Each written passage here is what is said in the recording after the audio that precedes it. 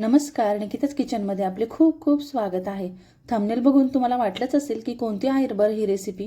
तर अगदी स्वादिष्ट आणि पौष्टिक ही रेसिपी आहे जी आपण गूळ आणि गाजरापासून बनवणार आहोत.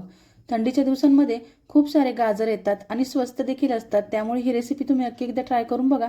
सर्वांनाच खूप आवडणार आहे. चला तर मग वेळ न घालवता व्हिडिओला सुरुवात करू.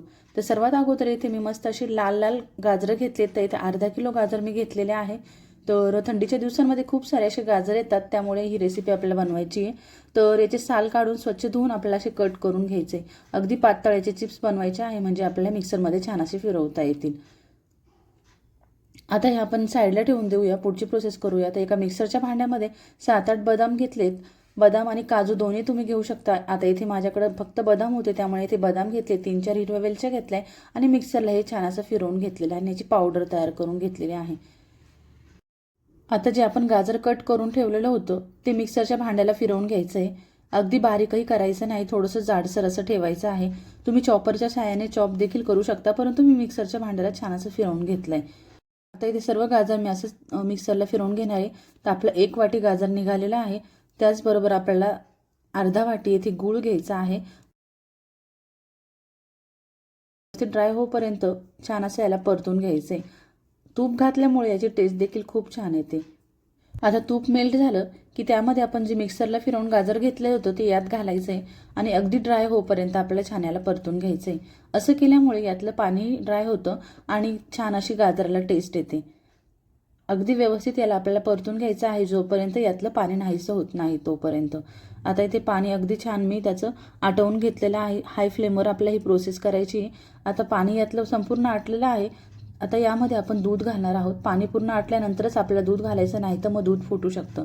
आता इथे 1 ग्लास मी दूध घेतलंय आणि त्याचबरोबर त्यामध्ये साय देखील घेतलेली आहे. साय घेतल्यामुळे खूपच छान टेक्स्चर या गाजराला येतं. अगदी खव्याप्रमाणे याची टेस्ट लागते. आता दूध घातल्यानंतर याला व्यवस्थित असं परतून घ्यायचंय. तर इथे मी दूध गरम करून फ्रीजमध्ये ठेवलेलं होतं, तेच दूध यात घातलेलं आहे. आता व्यवस्थित परतून झालं की यामध्ये आपण जो बदाम मिक्सरला फिरवून घेतले ते देखील यात घालून घ्यायचे. नाही घातले तरी चालेल, परंतु टेस्ट येण्याकरिता मी यात थोडेसे घातले आणि थोडीशी बाइंडिंग देखील त्याला येते. आता व्यवस्थित परतून घ्यायचं. पूर्ण दूध आटोपर्यंत व्यवस्थित आपल्याला परतायचंय.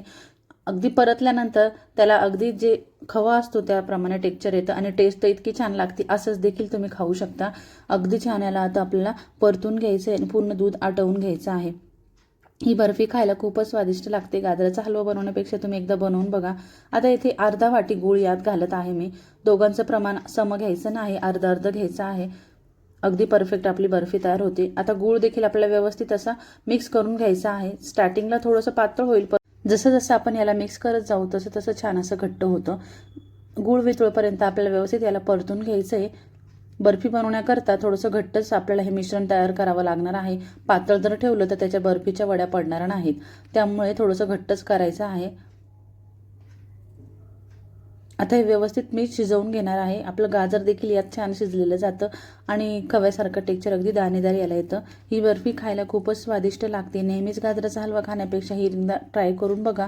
आता हे छान असं परतलेलं आहे. त्याच्यामध्ये तुम्ही बघू शकता कलर मी घातलेला नाही, परंतु गूळ घातल्यामुळे अगदी छान त्याला कलर देखील आलेला आहे. आता खूप छान असं घट्ट झालेलं आहे, तरी देखील आपल्याला थोडंसं अजून परतून घ्यायचं आहे. थंड झाल्यानंतर अजूनच हे घट्ट होणार आहे. तर अगदी छान याला टेक्स्चर आले, तुम्ही बघू शकता. ज्याप्रमाणे मलाई बर्फी असते त्याचप्रमाणे हे दिसत आहे. खायला सुद्धा अशीच त्याची टेस्ट लागते. आता हे थंड व्हायला आपण ठेवून देऊया. अगदी दाणेदार आपलं हे मिश्रण तयार झालेलं आहे. आता मी थंड करायला ठेवत आहे. गॅस बंद केला. इथे तुम्ही बघू शकता थंड झाल्यानंतर अगदी घट्ट असं आपलं मिश्रण तयार झालेलं आहे. आता आपण हे एका प्लेटमध्ये काढून घेऊया.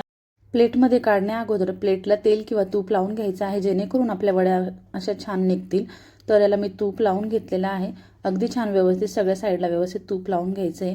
हे मिश्रण जे आहे ते खायला अतिशय स्वादिष्ट लागतं. असं देखील तुम्ही खाऊ शकता, परंतु मी याच्या वड्या करणार आहे, त्यामुळे मी एका प्लेटमध्ये तापवून घेणार आहे. तर व्यवस्थित एकसारखं आपल्याला हे व्यवस्थित स्प्रेड करून घ्यायचं आहे, जेणेकरून वरतून छान असा शेप त्याला येईल.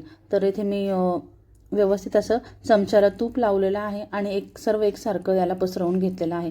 आता हे छान अजून दिसण्याकरता यावर आपण ड्रायफ्रूट्स घालणार आहोत. तर इथे मी बदाम, काजू आणि पिस्ता अशी बारीक कट करून घेतलेले आहे.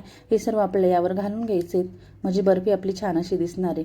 आता हे घातल्यानंतर चमच्याने परत याला आपल्याला प्रेस करायचं आहे जेणेकरून हे पडणार नाहीत. तर व्यवस्थित असं आपल्याला हे थापून घ्यायचं आहे आणि सेट होण्याकरता आपल्याला हे फ्रीजमध्ये ठेवायचं आहे. तर बाहेर मी 1 घंटा आणि फ्रीजमध्ये 2 घंटे असं ठेवलेलं होतं. त्यानंतर कट करून घेतलेलं आहे. तुम्ही बघू शकता किती छान अशा वड्या आपल्या पडत आहे. आता ह्या वड्या मी तुम्हाला काढून देखील दाखवते. खूपच स्वादिष्ट या वड्या लागतात. तुम्ही नक्की एकदा ट्राय करून बघा आणि कशा झाल्या आहेत ते मला कमेंटमध्ये सांगायला विसरू नका. आता या वड्या आपण काढून बघूया. अगदी मलाई बर्फी असते तशाच या वड्या तयार झालेल्या आहेत. तोंडात टाकल्यानंतर लगेच विरघळतात. अगदी सॉफ्ट अशी ही बर्फी तयार होते. तर तुम्हाला ही रेसिपी खूपच आवडणार आहे तर एकदा बनवून बघा. मागून देखील बघू शकता किती छान अशी जी मलाई बर्फी असते तसंच याला टेक्स्चर आलेलं आहे. तर सर्व वड्या मी काढून घेणार आहे आणि एका प्लेटमध्ये सर्व करायला ठेवत आहे. सर्वांनाच खूपच आवडलं आहे तर तुम्ही देखील बनवून बघा आणि कशा झाल्या आहेत ते मला कमेंटमध्ये सांगायला विसरू नका. आणि माझी ही रेसिपी बघितल्याबद्दल धन्यवाद.